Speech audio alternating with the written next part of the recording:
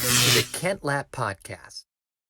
So you're a pastor, and what do you see as, have you seen or do you see as some of the negative effects of doing what we have done, and how quick are we going to be able to kind of recoup from that? Yeah. First thought, when I see that about, lockdowns harming jobs and increasing poverty, is I also think of just pornography.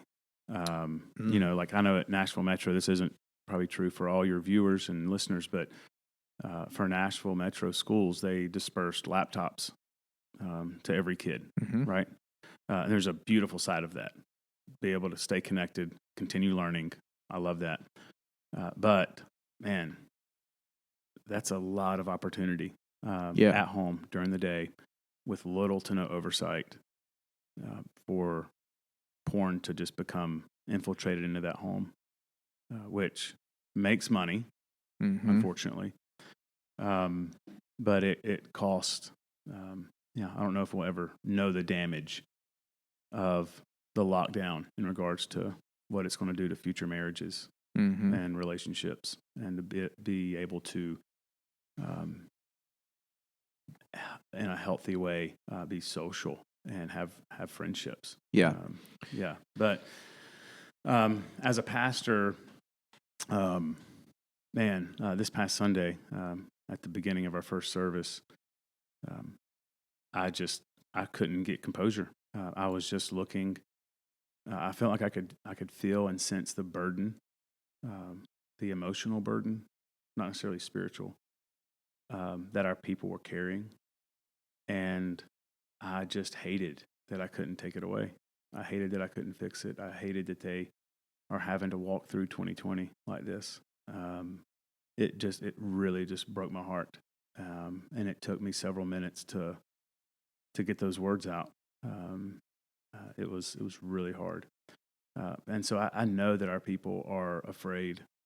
Some are just not leaving their homes at all until the vaccine. Others think this is all ridiculous. We're very diverse. That's something that 2020 has taught us as a church, is we are very, very diverse. We think very differently. Many different ways of thinking in our church family. And so trying to balance, like, how do you lead a people that are polarized, and that not only do they think they're doing it the right way, they judge others for not doing it that way because of the media that they're absorbing, and that through analytics and algorithms, they're being fed certain ideologies that they agree with, and so it just kind of creates. You watch Social Dilemma.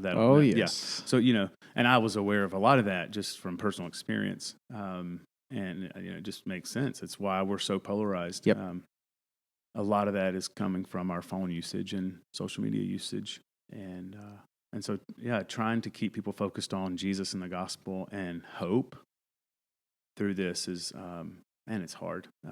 But trying to have a very soft, empathetic, and patient, gracious heart to, however, the way I've said this so many times this year, is we're all doing our best.